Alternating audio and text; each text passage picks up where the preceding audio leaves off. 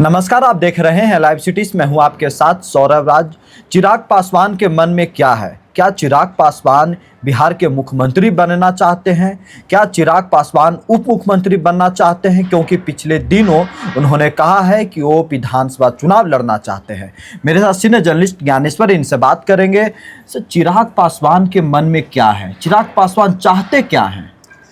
देखिए, चिराग पासवान सधी हुई राजनीति कर रहे हैं जी। और चिराग पासवान के बारे में हमको और आपको सभी को पता है कि वे हार्ड बार्गेनर हैं, ठीक है ना। और अगले साल जी बिहार विधानसभा का चुनाव है। यह भी सही है कि चिराग पासवान को दिल्ली में मन नहीं लग रहा है। दिल्ली में मन नहीं लग रहा है? दिल्ली में मन नहीं लग रहा है। देखिए, उन्होंने क्या कहा। उन्होंने कहा कि यदि पार्टी अनुमति दे जी लोजपा रामविलास, तो वह बिहार विधानसभा का चुनाव लड़ने को तैयार हैं। पहले इसी बात को समझिए, लोजपा रामविलास पार्टी क्या है? यह पार्टी चिराग पासवान की पार्टी है जी। यहां अनुमति देने वाले कौन हैं? यहां अनुमति देने वाले सिर्फ और सिर्फ चिराग पासवान हैं। फैसला लेने के लिए वही अधिकृत हैं, आला कमान वही हैं, तो दूसरा कोई अनुमति कहां से देगा? जी। जो फैसला वह करेंगे वह मान्य होगा। दूसरी बात उन्होंने क्या कही कि देखिए, मेरी इच्छा रही है कि मैं विधायक के रूप में बिहार की सेवा करूं। जी। और देखिए, तीसरी बात उन्होंने कही कि मैं मुख्यमंत्री पद का दावेदार नहीं हूं और नीतीश कुमार ही 2025 के चुनाव में नेतृत्व करेंगे। अब ये तीनों बात जो है, इसे डिकोड किए जाने की जरूरत है और इसमें बहुत कुछ छुपा है। देखिए, हमने क्यों कहा कि चिराग पासवान को दिल्ली में मन नहीं लग रहा है। देखिए, नरेंद्र मोदी की सरकार जी। बिहार के जो सांसद होते हैं उनमें भी सहयोगी दलों के सांसद, उन्हें महत्वपूर्ण मंत्रालय दिया जाना बंद हो गया है। देखिए, चिराग पासवान रामविलास पासवान के बेटे हैं, जिनके पास कौन कौन से महत्वपूर्ण मंत्रालय रहे हैं, चाहे यूपीए में चाहे एनडीए में, यह पता है आपको। और बिहार के हिस्से में कौन कौन से मंत्रालय कब कब रहे हैं, यह भी सभी जानते हैं। डिफेंस रहा है, रेलवे रहा है, सरफेस ट्रांसपोर्ट रहा है, कम्युनिकेशन रहा है, ग्रामीण विकास रहा है। लेकिन ये सारे मंत्रालय अब बिहार के सांसदों को मंत्री बनाने के बाद भी नहीं दिए जाते जी।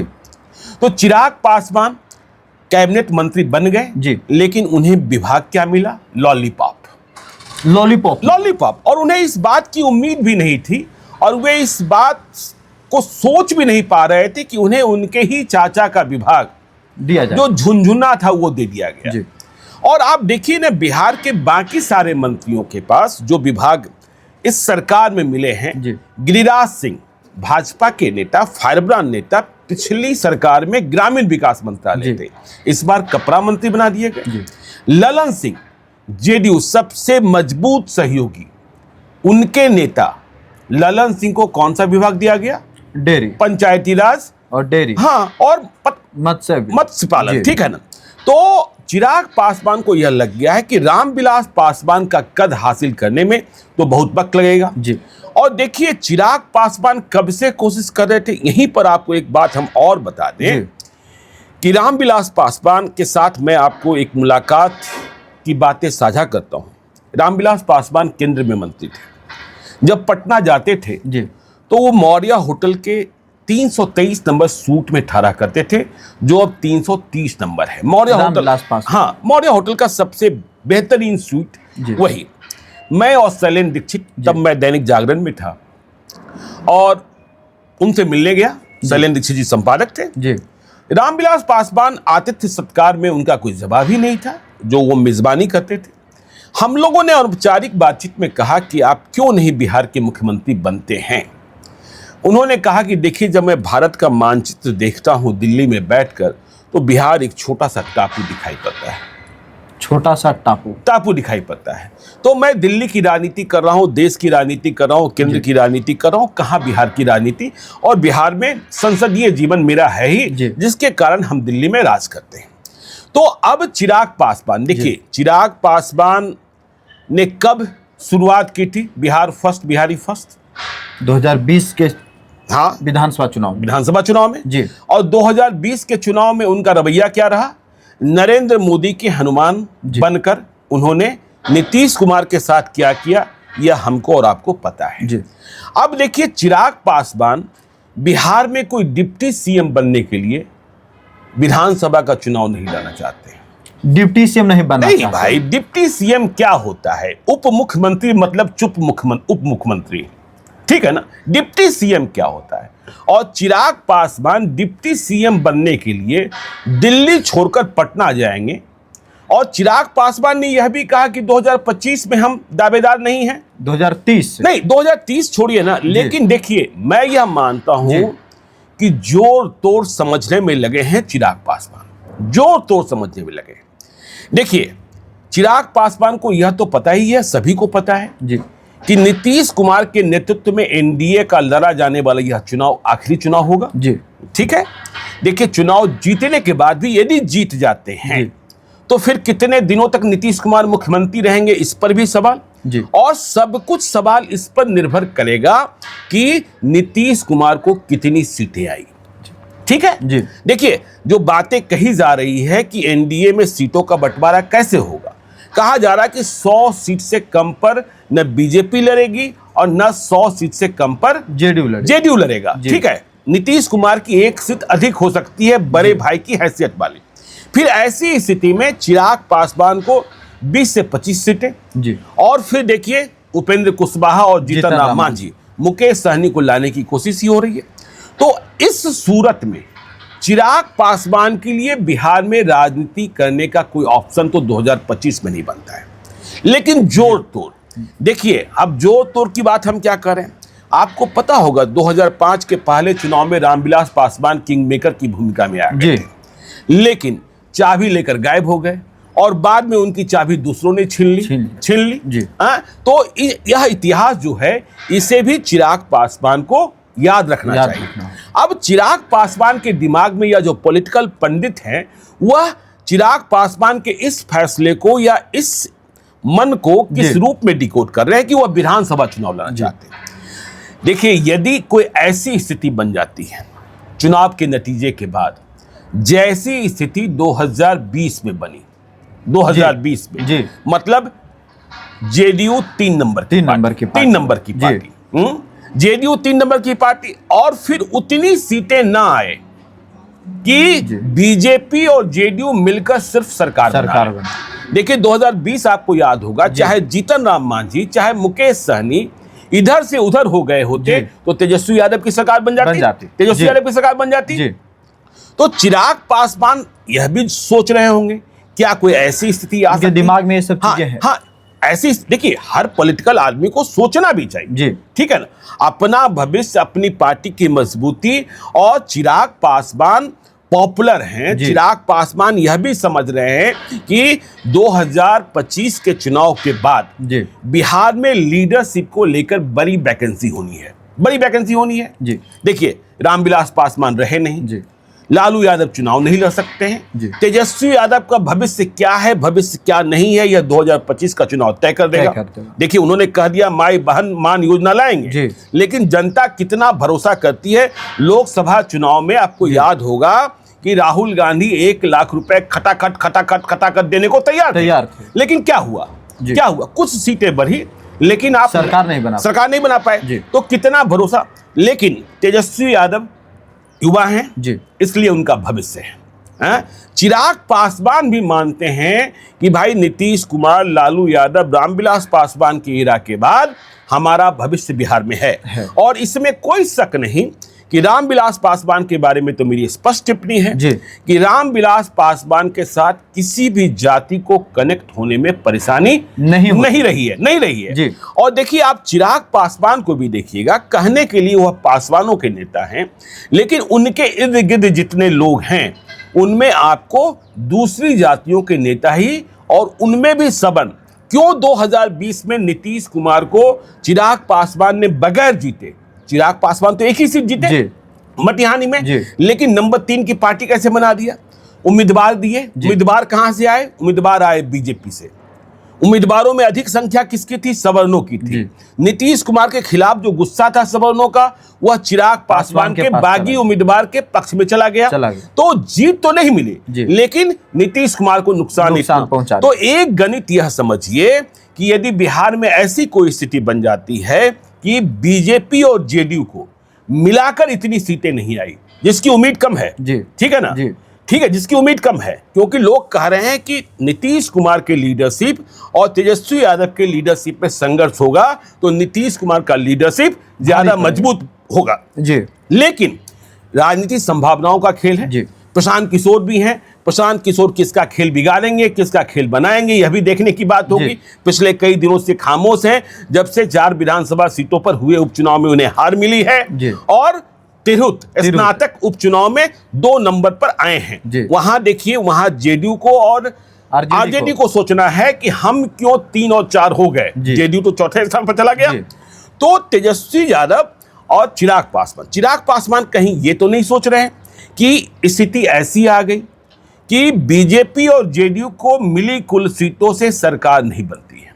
बीजेपी, जेडीयू, जीतन राम मांझी और उपेंद्र कुशवाहा को मिली कुल सीटों से भी सरकार नहीं बनती है। तो क्या 2005 के फरवरी चुनाव की तरह चाबी फिर से मेरे पास आ जाएगी? चिराग पासवान सोच रहे हैं। हाँ भाई, जब ऐसी स्थिति में देखिए, चिराग पासवान का स्ट्राइक रेट भाई एनडीए में दूसरे सहयोगी दलों की तुलना में लोकसभा चुनाव में तो बेहतर रहा है। बिल्कुल। विधानसभा चुनाव में बेहतर नहीं रहा है। विधानसभा चुनाव में रामविलास पासवान के रहते भी बेहतर नहीं रहा है। चिराग पासवान की परीक्षा होगी, ठीक है ना, लेकिन लोकसभा चुनाव में तो बेहतर रहा। यदि चिराग पासवान को 30 सीटें मिलती है, 25 सीटें मिलती है, लेकिन और हमने शुरुआत में ही कहा था कि हार्ड बार्गेनर है चिराग पासवान। हाँ, तो पहले तो बार्गेन करेंगे, हाँ, और फिर डिंग पैंतरा भी देंगे कि मुझे इतनी सीटें, मुझे इतनी सीटें, मुझे इतनी सीटें।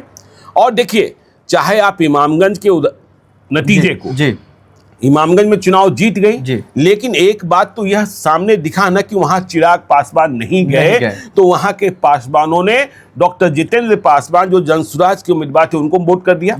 तो पासवान वोट पर, और इसके अलावा चाहे आप इर्द गिर्द जितने नेता उनके देख लीजिए, जो भी आपको दिखाई पड़ रहे हैं, वह दूसरी जातियों के ही अधिक हैं। आपने देखा ही कि जब उन्हें 5 सीटें मिली तो उन्होंने किसको किसको लड़ाया? 2 तो स्वयं हैं, खुद और अरुण भारती। फिर देखिए, उन्होंने दलित वोट बैंक में भी अपना आधार बढ़ाने की कोशिश की, इसलिए सांभवी चौधरी को, अशोक चौधरी की बेटी को लड़ाया, और सबसे अधिक मतों से जीतने वाली लोजपा में उम्मीदवार वही रही। फिर वीणा देवी, राजेश वर्मा। तो ये जो उनकी कोशिश है, तो उनको ये लगता है कि यदि ऐसी सूरत कहीं बनती है जिसमें नीतीश कुमार, बीजेपी, जीतन राम मांझी और उपेंद्र कुशवाहा को मिलाकर भी, या यूं कह लीजिए कि बीजेपी और नीतीश कुमार, जेडीयू को इतनी सीटें नहीं आई कि बगैर चिराग पासवान के सहयोग के सरकार बने, तो चिराग पासवान फिर खेला करेंगे। लेकिन इसमें क्या है, क्या आरजेडी को इतनी सीटें आएंगी? आरजेडी के लिए भी बहुत गहरी चुनौती है, क्योंकि देखिए, आरजेडी को चुनौती क्या है, क्योंकि उनका जो आधार वोट है, जिस 32% वोट पर तेजस्वी यादव गुमान करते हैं, उसी 32% वोट बैंक में सेंधमारी है। अरे भाई, आप तो बेलागंज देखे ना, आप तो बेलागंज में पहले कह रहे थे सुरेंद्र यादव का बेटा चुनाव जीत रहा है, लेकिन कैसे हार गया? कैसे हार गया? तो लोहा से लोहा कटवा दिया नीतीश कुमार ने। तो पहले लोकसभा में ही कटवाते थे, अब विधानसभा में भी। आप रामगढ़ देखे ना, रामगढ़ में जगदानंद सिंह के बेटे की हार में किस जाति का सबसे बड़ा योगदान है? यादव का योगदान है। इमामगंज में देखिए, इनका उम्मीदवार चुनाव जीत सकता था, राजेश मांझी, एलियस रोशन मांझी, लेकिन वहां मुसलमानों ने बहुतायत में मत नहीं दिया, मुसलमान उधर चले गए, मतलब आंशिक रूप से चले गए जनसुराज के साथ। तो इनके अपने वोट बैंक में क्यों सेंधमारी है? आप पूर्णिया में देखिए, पूर्णिया के लोकसभा चुनाव में, आप रुपौली के उपचुनाव में देखिए, हुआ ये है कि जिन जातियों ने सत्ता का सुख प्राप्त कर लिया है, यादव, उनको यह लगने लगा है कि हमारा नेता अब केवल एक नहीं है। उनके इतने नेता स्थानीय स्तर पर उभर कर चले आए हैं कि यदि उनको टिकट नहीं मिला, आप देख रहे हैं नवादा की लड़ाई, राजवल्लभ यादव का परिवार बगावत की ओर है जी। राजवल्लभ यादव के भतीजे अशोक यादव निर्दलीय एमएलसी थे, वह चले गए नीतीश कुमार के साथ। तो आप देख रहे हैं, अभी आपने देखा आरजेडी के भीतर क्या घमासान है कि महुआ से मुकेश रोशन आरजेडी के जीते हुए विधायक हैं। अभी टिकटों का फैसला हुआ नहीं है और तेज प्रताप यादव ने कह दिया, कह दिया कि हम चुनाव लड़ेंगे। तो आरजेडी में तो ये आपको पता है ना कि वहां पंच देवता की पूजा होती है। पंच देवता की पूजा होती है ना भाई। लालू यादव, राबड़ी देवी, तेजस्वी यादव, मीसा भारती, तेज प्रताप यादव, तो पंच देवता की पूजा होती है। कहां से कौन किसका नाम लेगा? वैसे देखिए, तेजस्वी यादव है, इसमें कोई शक नहीं, अच्छा हो बुरा हो। और हम फिर से करें, तेजस्वी यादव एक नई सोच के साथ आगे बढ़ रहे हैं।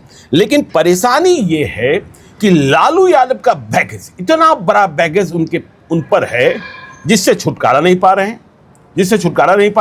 कि लालू यादव के बेटा होने का सुख प्राप्त है जी, लेकिन 1990 से 2005 के शासन काल का दुख भी तेजस्वी यादव के ऊपर प्राप्त है, ठीक है ना। तो प्राप्त है, जो कहते हैं ना पितृदोष लगा होना, तो वो भी है कि लोगों को लगता है कहीं वैसा शासन तो नहीं आ जाएगा। और नीतीश कुमार इधर के दिनों में आप देख रहे होंगे कि नीतीश कुमार अपनी वो यूएसपी सुधारने में लगे हैं जिसमें यह कहा जा सके कि बिहार में लॉ एंड ऑर्डर जो है वह नियंत्रण में है। इसके लिए क्या किया?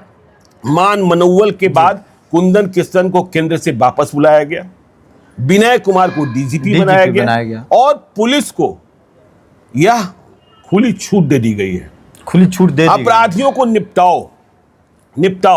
और कुंदन कृष्णन निपटाने वाले ही जाने जाते हैं। और विनय कुमार की ईमानदारी पर और विनय कुमार की जानकारी पर, अब देखिए ना, कहा गया ना कि बिहार में जितने थाने हैं, 1400 करीब थाने हैं, वह अपराधियों की संपत्ति जब्त करने की प्रक्रिया शुरू करे।